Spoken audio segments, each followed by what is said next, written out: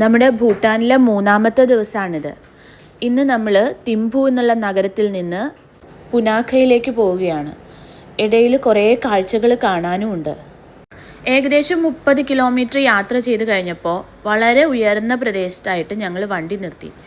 ഈ സ്തൂപങ്ങൾ കാണാൻ വേണ്ടിയിട്ടാണ് വണ്ടി നിർത്തിയത്. ഇത് ഡോച്ചുല പാസ് എന്ന് പറഞ്ഞിട്ടുള്ളൊരു സ്ഥലമാണ്. ഏകദേശം 10,000 അടി ഉയരത്തിലുള്ള ഒരു മലനിരപ്പാണിത്. ഇവിടെ 108 സ്തൂപങ്ങളാണുള്ളത്. ഇതിനെ ഡ്രൂക്ക് വാങ്കേൽ ചോട്ടൻസ് എന്നാണ് വിളിക്കുന്നത്. ഈ ഡ്രൂക്ക് എന്ന് പറയുന്നത് ഭൂട്ടാൻ്റെ മറ്റൊരു പേരാണ്. ഇത് കണ്ട് ആസ്വദിക്കുമ്പോൾ ഇതിൻ്റെ കഥകളോ കാര്യങ്ങളോ ഒന്നും ഞങ്ങളുടെ ഗൈഡ് പറഞ്ഞു തന്നില്ല.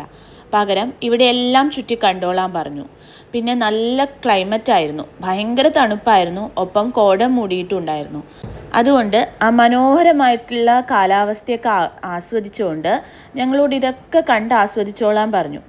ഇതിൻ്റെ പിന്നിലുള്ള കഥകളൊക്കെ പിന്നീട് പറഞ്ഞു തരാമെന്നാണ് അദ്ദേഹം പറഞ്ഞത്. തണുത്ത് വിറച്ച് നിന്ന ഞങ്ങൾ ഇതിനു ചുറ്റും ഒരു വട്ടം പ്രദക്ഷിണം വച്ചിട്ട് അതിൻ്റെ ഉള്ളിലേക്ക് കയറുകയുണ്ടായിരുന്നത്. അതൊക്കെ വിശദമായിട്ട് കാണാൻ വേണ്ടിയിട്ട് എല്ലാവരും ഞങ്ങളുടെ ചുറ്റുമുള്ളവരൊക്കെ ഫോട്ടോ എടുക്കുന്ന തിരക്കിലായിരുന്നു. ഞങ്ങളും കുറേ ഫോട്ടോസൊക്കെ എടുത്തു. നല്ല ഭംഗിയുള്ളൊരു സ്ഥലമാണിത്. അല്ലെങ്കിലും ഈ മലമുകളിൽ നിന്ന് കാണുന്ന വിശാലമായിട്ടുള്ള ദൃശ്യങ്ങൾ നല്ല ഒരു സമാധാനവും ശാന്തിയും ഒക്കെ നമുക്ക് തരുന്നതായിട്ട് തോന്നും. പലരും ഇവിടെ റീൽസും എടുക്കുന്നുണ്ടായിരുന്നു. നമ്മളൊരു സ്ഥലത്ത് ചെല്ലുമ്പോൾ അവിടുത്തെ എല്ലാം നമുക്ക് കണ്ട് ആസ്വദിക്കാനും സന്തോഷിക്കാനും ഒക്കെ അവകാശമുണ്ട്. എന്നാൽ ഈ നാട്ടിലെ ആളുകളുടെ വിശ്വാസത്തിനെയും അവരുടെ ആചാരങ്ങളെയും ഇൻസൾട്ട് ചെയ്യാനുള്ള ഒരു അവകാശവും നമുക്കില്ല. അങ്ങനെ ഒരു ഇൻസിഡൻറ്റ് ഇവിടെ ഉണ്ടായി. 2019 ഒരു ഇന്ത്യൻ ടൂറിസ്റ്റ് ഇവിടെ വന്നിട്ട് ഈ സ്തൂപയിലൊക്കെ ചവിട്ടി കയറി നിൽക്കുന്ന പിക്ചേഴ്സ് എടുക്കുകയും അത് സോഷ്യൽ മീഡിയാസിൽ പോസ്റ്റ് ചെയ്യുകയും അത് വളരെ വൈറലാകുകയും ഇവിടത്തുകാർക്ക് അത് വളരെ ഇൻസൾട്ടായിട്ട് തോന്നുകയും ചെയ്തു. ഈ ഇന്ത്യൻ ടൂറിസ്റ്റ് ഒരു മലയാളിയാണെന്നാണ് നമുക്ക് അറിയാൻ കഴിഞ്ഞത്. നല്ല തണുപ്പത്ത് അതൊക്കെ നിന്ന് ആസ്വദിച്ചതിന് ശേഷം ഞങ്ങൾ അവിടെ ഉണ്ടായിരുന്ന കഫേയിലേക്ക് പോയി എന്തെങ്കിലും ചൂടായിട്ടുള്ളത് കഴിക്കാൻ.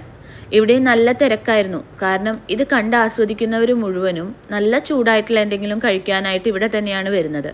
പിന്നെ ഇവിടുത്തെ വാഷ്റൂം ഫെസിലിറ്റിയും നമ്മൾ ഉപയോഗപ്പെടുത്തി പോകും. ഈ പലയിടങ്ങളിൽ വെച്ചിട്ടും ഞങ്ങൾ കുറേ മലയാളികളെയും ഇന്ത്യക്കാരെയും ഒക്കെ കാണുകയുണ്ടായി. ചിലർ നമ്മളുടെ കേരള രജിസ്ട്രേഷൻ വണ്ടി കണ്ടിട്ട് നമ്മുടെ അടുത്തേക്ക് വന്നതാണ്. മറ്റു ചിലരാവട്ടെ നമ്മുടെ കുട്ടികളുടെ കലപില വർത്തമാനം കേട്ടിട്ട് മലയാളിയാണല്ലേ എന്ന് ചോദിച്ച് അടുത്തേക്ക് വന്നതാണ്. ഓൾമോസ്റ്റ് എല്ലാവരും തന്നെ ഗ്രൂപ്പായിട്ടാണ് വന്നിരിക്കുന്നത്.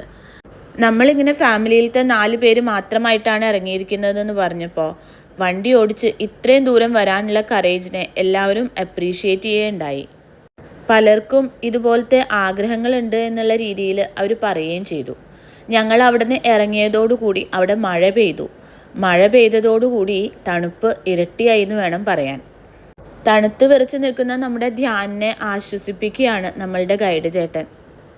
അങ്ങനെ ഞങ്ങൾ ആ തണുപ്പ് വകവയ്ക്കാതെ ഓടി യാത്ര തുടർന്നു.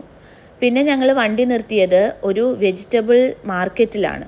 ഞങ്ങൾ ഈ നാടിൻ്റെ എന്തെങ്കിലും ഫ്രൂട്ട്സ് മേടിക്കാമെന്ന് പറഞ്ഞപ്പോൾ ഗൈഡ് സജസ്റ്റ് ചെയ്തത് പീച്ചാണ്. അങ്ങനെ ഞങ്ങൾ അവിടെ നിന്ന് കുറച്ച് പീച്ചൊക്കെ മേടിച്ചു. 100 രൂപയായിരുന്നു. അധികം വൈകാതെ തന്നെ നമ്മൾ ലഞ്ച് കഴിക്കാൻ വേണ്ടിയിട്ട് വണ്ടി നിർത്തി. നമ്മൾ ബ്രേക്ക്ഫാസ്റ്റും ഡിന്നറും കഴിക്കുന്നത് താമസിക്കുന്ന ഹോട്ടലിൽ നിന്ന് തന്നെയാണ്. അത് നമ്മളുടെ പാക്കേജിൻ്റെ ഭാഗമാണ്. അതുകൊണ്ട് ലഞ്ച് കഴിവതും ഭൂട്ടാനി സ്റ്റൈലിലാക്കാൻ വേണ്ടിയിട്ട് നമ്മൾ നോക്കാറുണ്ട്. ഈ ചുമന്ന നിറത്തിൽ കാണുന്നതും എമാദാസ്തി എന്ന് പറഞ്ഞിട്ടുള്ളവരുടെ നാഷണൽ ഫുഡാണ്. അത് 2 രീതിയിൽ ഉണ്ടാക്കും അത്രേ. ചുമന്ന മുളക് വെച്ചിട്ടും അതുപോലെ തന്നെ പച്ചമുളക് വെച്ചിട്ടും. നല്ല എരിവാണ്. അങ്ങനെ ഞങ്ങൾ യാത്ര തുടർന്നു. വഴിയരികിലൊക്കെ ഈ കള്ളിമുൾച്ചെടിയിലെ കാക്ടസ് അത് പൂത്തു നിൽക്കുന്നത് കണ്ടു. അത് വളരെ കൗതുകമായിട്ട് തോന്നി. പിന്നെയും ഞങ്ങൾ കൗതുകകരമായിട്ടുള്ള കാഴ്ചകളൊക്കെ കണ്ട് യാത്ര തിരിച്ചു. വഴിയരികിൽ കണ്ട നദിയെപ്പറ്റി ചോദിച്ചപ്പോഴാണ് നമ്മളുടെ ഗൈഡ് ഇവിടുത്തെ പുഴ വിശേഷങ്ങൾ പറഞ്ഞത്. ഭൂട്ടാനിലെ 2 പ്രശസ്തമായിട്ടുള്ള നദികളാണത്രേ ഫോച്ചുയും മോച്ചുയും. ഫോച്ചു എന്ന് പറയുന്നത് മെയിൽ റിവറാണ്, മോച്ചു എന്ന് പറയുന്നത് ഫീമെയിൽ റിവറാണ്. ഇത് രണ്ടും പുനോഖ എന്ന് പറഞ്ഞിട്ടുള്ള സ്ഥലത്ത് സംഗമിക്കുന്നുണ്ട്. നമ്മളുടെ ഗൈഡ് പറഞ്ഞതനുസരിച്ച് മെയിൽ റിവർ വളരെ അഗ്രസീവാണ്, അതിൽ ഭയങ്കര ഒഴുക്കും കാര്യങ്ങളൊക്കെ ഉണ്ട്. എന്നാൽ ഫീമെയിൽ റിവർ ആവട്ടെ വളരെ ശാന്തമാണ്. ഇത് രണ്ടും കണ്ടുമുട്ടിയതിന് ശേഷം ഒഴുകുമ്പോൾ വളരെ ശാന്തമായിട്ടാണ് അത്ര ഒഴുകുന്നത്. നമ്മൾക്ക് പൈസ എടുക്കേണ്ട ആവശ്യമുണ്ടായിരുന്നു. അതുകൊണ്ട് ATMിലേക്ക് കയറി. ഈ പൈസയുടെ വിനിമയം ഉണ്ടല്ലോ, ഇത് ഭൂട്ടാനിൽ നമുക്കൊരു പ്രശ്നമായിട്ട് തോന്നിയിട്ടുണ്ട്. ഇവർ UPI ട്രാൻസാക്ഷൻസോ കാർഡോ ഇൻ്റർനാഷണൽ കാർഡ്സോ ഒന്നും തന്നെ ആക്സെപ്റ്റ് ചെയ്യില്ല. പ്രധാനമായിട്ടുള്ള സ്ഥലങ്ങളിലെല്ലാം ഇവർ പൈസ തന്നെയാണ് ആക്സെപ്റ്റ് ചെയ്യുന്നത്. അങ്ങനെ നമ്മൾ ഭൂട്ടാൻ നാഷണൽ ബാങ്കിൻ്റെ ATMിൽ വന്നിട്ട് പൈസ എടുക്കുകയാണ് ഉണ്ടായത്.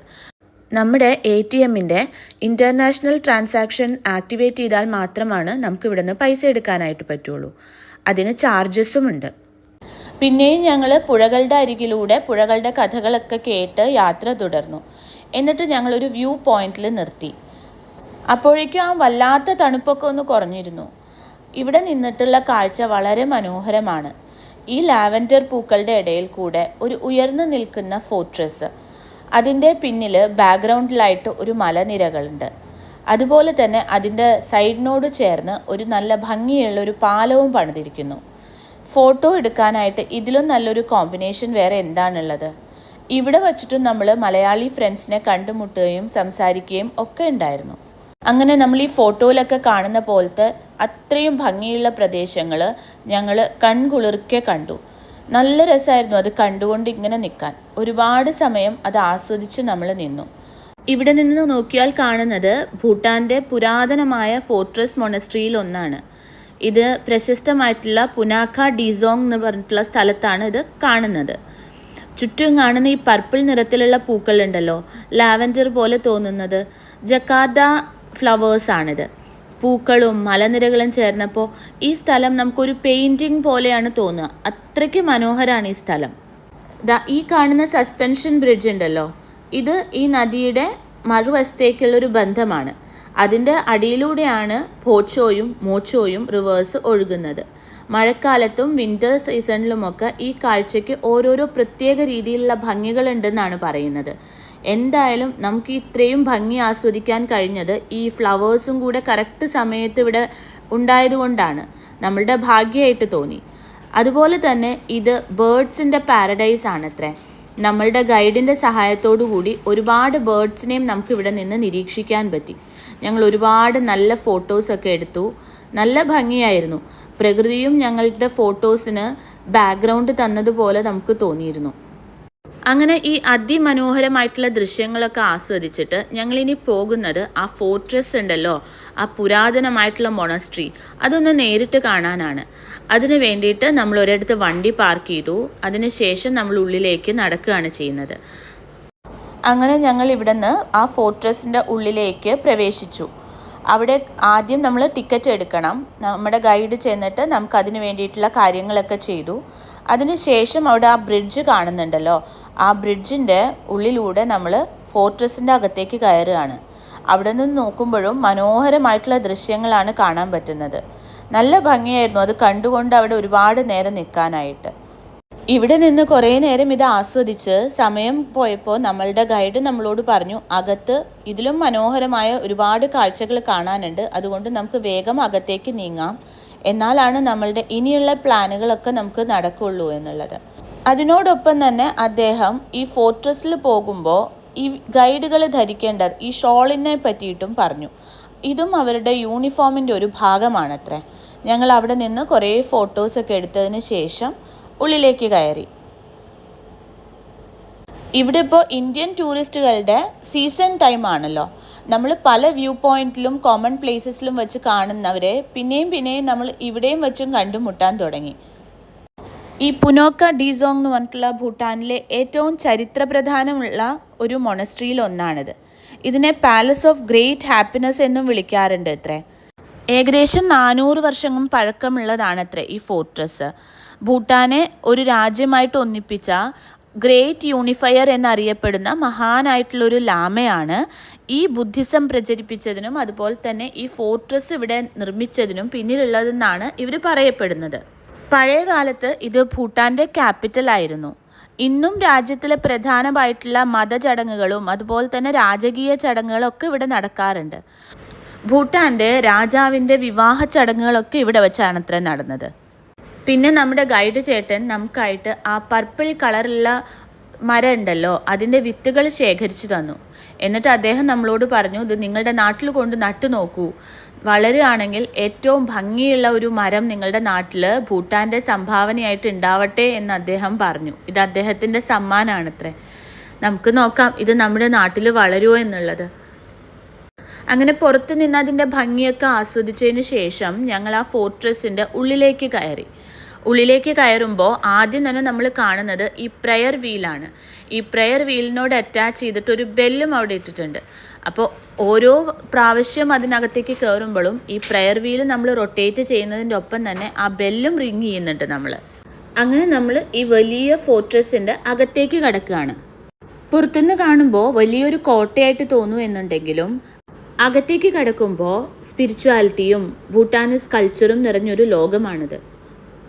ഇവിടുത്തെ വുഡൻ ആർക്കിടെക്ചർ മുഴുവനും ട്രഡീഷണൽ ഭൂട്ടാനീസ് സ്റ്റൈലിലാണ് നിർമ്മിച്ചിരിക്കുന്നത്. മതിലുകളിൽ കാണുന്ന പെയിൻറ്റിങ്സും അതുപോലെ തന്നെ എല്ലാ കാര്യങ്ങളും ബുദ്ധയുടെ ജീവിതവും ബുദ്ധിസ്റ്റിൻ്റെ ടീച്ചിങ്ങും ഒക്കെ ആയിട്ട് ബന്ധപ്പെട്ടതാണെന്നാണ് പറയുന്നത്. ഞങ്ങൾ ഈ വിശാലമായ സ്ഥലത്തിൻ്റെ ഉള്ളിൽ കൂടെ ഒരുപാട് നേരം നടന്നു. കുട്ടികൾ ഓടിക്കളിക്കാൻ ശ്രമിച്ചപ്പോൾ നമ്മളിത് തടഞ്ഞു. കാരണം ഇതൊരു ഇമ്പോർട്ടൻ്റ് ആയിട്ടുള്ള സ്ഥലമാണ്. ഇവിടെ കളിക്കാനോ അല്ലെങ്കിൽ അതിനുള്ളൊരു സ്ഥലമാണെന്ന് നമുക്ക് തോന്നിയില്ല. ഒപ്പം നമ്മളുടെ ഗൈഡ് നമുക്ക് സീരിയസ് ആയിട്ടുള്ള ഒരുപാട് കാര്യങ്ങൾ ഇതിനെപ്പറ്റി പറഞ്ഞു തരുന്നുണ്ടായിരുന്നു.